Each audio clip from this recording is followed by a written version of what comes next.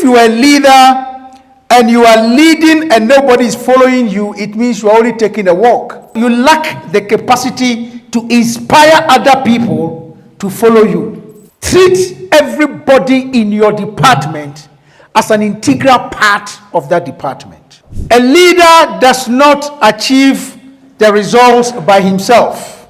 The leader achieves results through the cooperation of other people.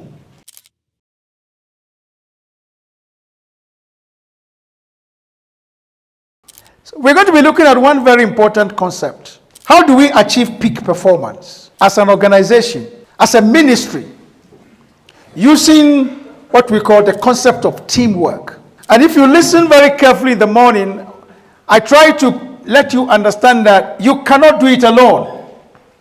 My understanding is that everybody who is in this room now is a very, very influential person in your respective areas. Either you are the number one in your department or in your institute, or you have a team that you work with. A leader does not achieve the results by himself. The leader achieves results through the cooperation of other people. That's leadership. If you're a leader and everything you are doing it by yourself, you are not a leader. It means you lack the capacity to inspire other people to follow you. Now, to do that, you need to know how to work in a team. Are we together? Now, all of us had lunch. Didn't we have lunch? Now, if you look at the lunch, you have different ingredients. There was water, there was salt, there was tomatoes, there was pepper, there was onions. So the collection of all those ingredients gave us what we call lunch. That's the concept of team building. So if you are number one, the cook, the chef, cannot say, I'm the most important person. Otherwise, you don't have lunch. Because tomatoes will say, okay, then go and do tomato work. The salt will say, go and do salt work. But the chef need to understand how to combine all those ingredients to give you the lunch that we ate. That is the concept of team building or teamwork. And so my objective is to look at the techniques and principles for peak performance teams. When you go back home or go back to your region, how are you going to ensure that your teams become peak performers, optimum performers? You're able to achieve the ultimate and not just repeating. For many managers, they only repeat the first year's experience because they just go around in circles, just like that. We are in a situation where, ladies and gentlemen, we need to change a lot of the things that we do. So how do we do that? Using teams. And we're going to have a journey. Our first journey is to look at the importance of teams in modern organizations. Why are teams so crucial? Why are teams so important? And then we shall look at the difference between a team and a group. For many organizations, they are a group, but they think they are a team. They are not. So how do we convert our groups into teams? We shall look at that. And then finally, we shall look at how do we build effective team formation processes. How do we develop that? This is going to be the journey that we are going to be having. Let me make one point very clear. We are living in times where situations are such that you may be very good at handling one particular situation today. The same situation may appear tomorrow, but the external conditions around the same situation would have changed. And your competencies that helped you to solve it the other time will not be adequate for you to solve it now. And you are going to have to rely on other people to be able to get it done the way you want it done. Are we together here?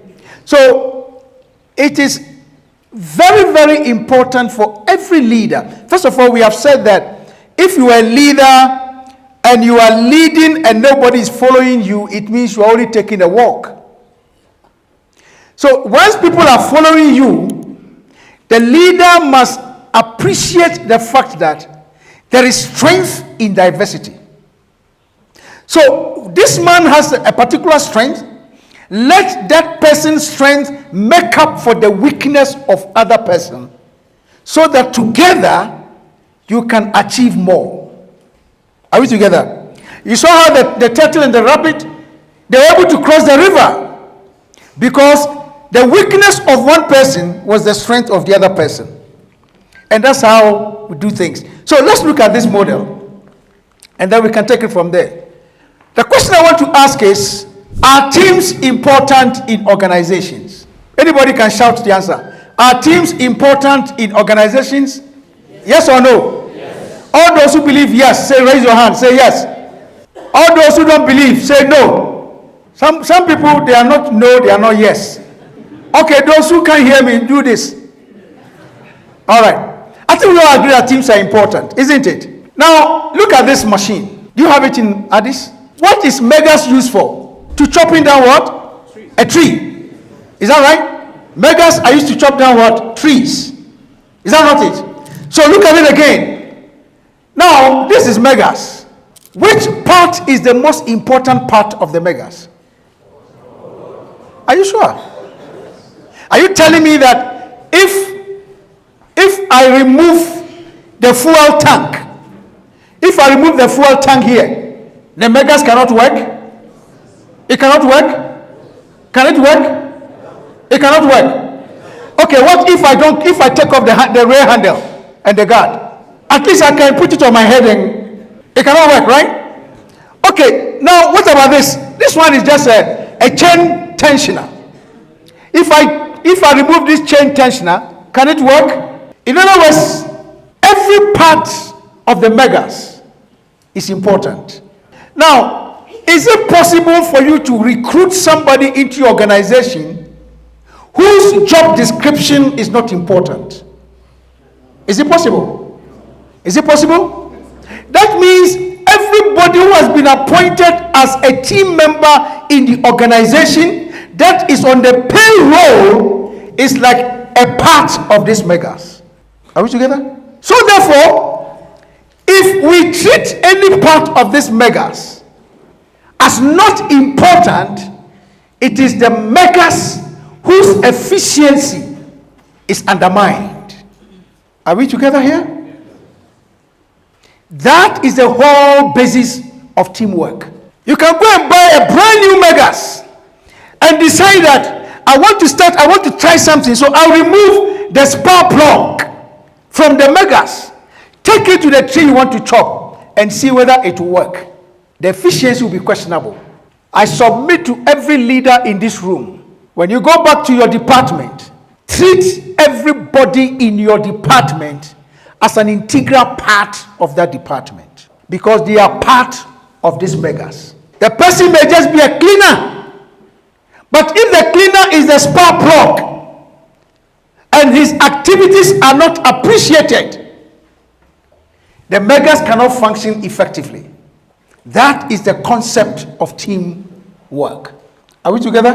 To the extent that we employ people into an organization, please understand that your role as a leader, listen to me, this machine, no matter how beautiful it is, it will take a leader to direct the person holding the machine. This is the tree we want to cut. Otherwise, the person holding this machine will take it and go and cut the wrong tree. It is the leader who must say that everybody, we are going to cut that tree, so that everybody will contribute their quota to make that tree accomplished. That's why leadership is defined as the development of vision and strategy. There has to be a vision. There has to be a purpose.